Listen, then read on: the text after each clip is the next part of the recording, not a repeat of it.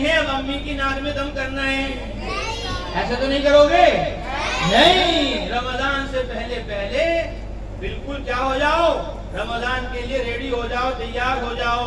پورے رمضان انشاءاللہ قرآن پڑھنا ہے, پورے رمضان انشاءاللہ توبہ کرنی ہے, استغفار کرنا ہے, اور ہر نماز کے بعد امی اور ابا کے لیے دعا کرنی ہے.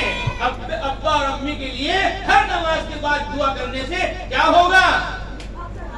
حق ادا ہو جائے گا, شکر ادا ہو جائے گا. اور 5 نمازیں پڑھیں گے تو کس کا شکر ادا ہوگا؟ 5 نمازوں کے بعد دعا کریں گے تو کس کا شکر ادا ہوگا؟ ہاں, ابو امی کا. تو اس لیے ہمیں رمضان میں کھیلنا کودنا نہیں ہے, رمضان میں ہمیں درود شریف پڑھنا ہے. ہمارے یہاں مدرسے میں آپ کے جیسے چھوٹے چھوٹے بچے آتے ہیں, ہم ان سے کہتے ہیں جمعرات کو بچوں آج مغرب سے لے کر کل مغرب سے پہلے تک تمہیں درود شریف پڑھنا ہے.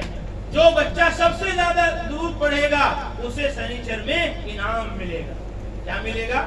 انعام ملے گا. اب ہمارے مدرسے کے چھوٹے چھوٹے آپ کے جیسے بچے وہ گھر جاتے ہیں اور امی کی ابا کی تسبیح لیتے ہیں, اور اگر نہیں ہوتی تو پلاسٹک کی تسبیح لے کر آتے ہیں اور اس کو پڑھتے ہیں, اور سنیچر کے دن آ کر ہمیں بتاتے ہیں مولوی صاحب میں نے 500 دفعہ درود شریف پڑھا. ایک بچے نے کہا میں نے 1000 مرتبہ پڑھا, ایک بچے نے کہا میں نے 1500 دفعہ پڑھا, ایک بچے نے کہا میں نے 23000 مرتبہ درود شریف پڑھا. سبحان اللہ. کتنی مرتبہ؟ 23000 مرتبہ. جمعے رات سے لے کر جمعے کی مغرب تک 23000 دفعہ ایک بچے نے درود شریف پڑھا, پھر ہم نے اس کو انعام دیا.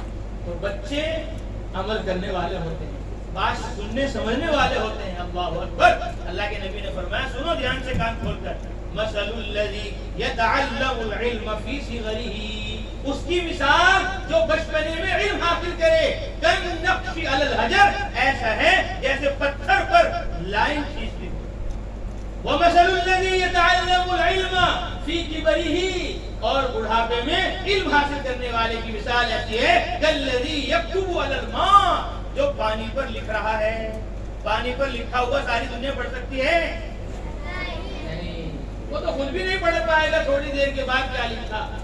بڑھاپے میں کچھ سمجھ میں نہیں آتا, بچپن میں سمجھ میں آتا ہے. اس لیے نیت کرو آج کے بعد کبھی نماز نہیں چھوڑیں گے, آج کے بعد کبھی مدرسے کی غیر حاضری نہیں کریں گے.